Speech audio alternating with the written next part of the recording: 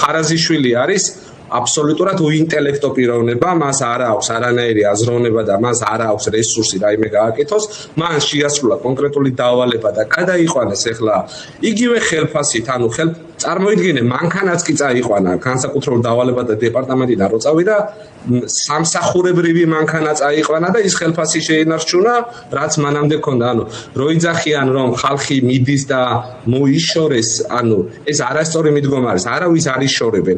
ესეთი ხალხის მოშორება ხდება მხოლოდ ერთი ჩუბში ტყვიით. დანარჩენ შემთხვევაში ესეთი ადამიანები არიან უბრალოდ გადამალულები დროებით შემდგომი რაღაცა სხვა დავალებების შესასრულებლად. მოშორება რო უნდოდეთ, ან ციხეში წავიდოდნენ და ან კობზონის ბილეთებს ჩაახუტებდნენ. სხვა შემთხვევაში ესენი ისევ აქტიურები არიან, აქტიურ პერსონებად ითვლებიან.